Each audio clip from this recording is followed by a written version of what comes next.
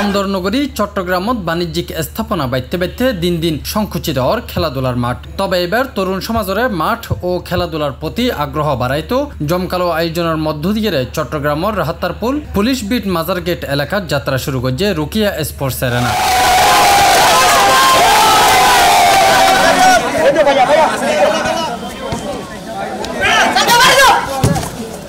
এপ্রিলের ২৬ তারিখ ফিতাহারি রুকিয়া স্পোর্টস অ্যারেনার উদ্বোধন করে চট্টগ্রাম ৮ আসনের সংসদ সদস্য আব্দুস সালাম। এই সময় তরুণ সমাজরে মাদকত্ব দূরে রাখতেও খেলার উপযোগী এই ধরনের টার্ফর ভূয়সী প্রশংসা করে তিনি।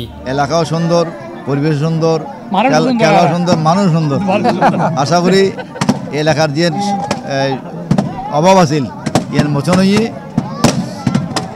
ছেলেরা খেলার সুযোগ পাইব।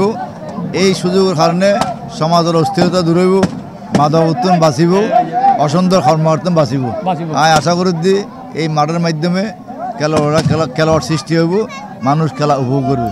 রুকিয়া স্পোর্টস এরিনাত খেলোয়াড় অলল্লাই ব্যাগ ধরনের সুখ সুবিধা রাখয়ে মোবাইল আসক্ত প্রজন্মরে ক্রীড়াসক্ত প্রজন্ম তৈরির লক্ষ্যে এই টার্ফ নির্মাণের হতা জানাই রুকিয়া স্পোর্টস এরিনার ২ কর্ণধার ও দায়িত্বপ্রাপ্ত কর্মকর্তা হল। কোটি কোটি টাকা জায়গা লই নাই, কিন্তু চাইলে বিল্ডিং করতে থাকতেন।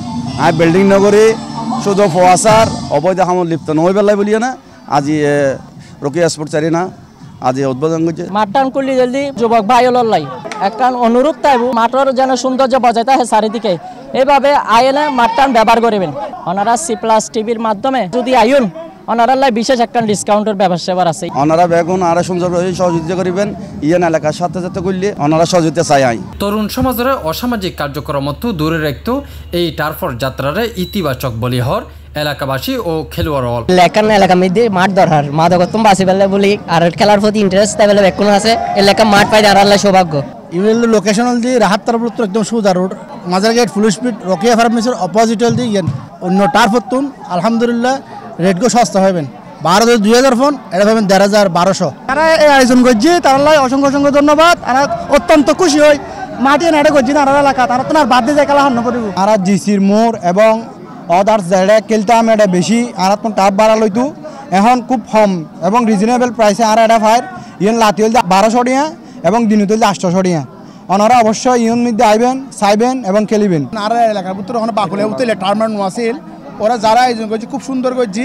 আশা করি এটা আশেপাশে যারা এলাকাবাসী আসন খেলা আইবেন, অনুভব করিবেন, চাইবেন।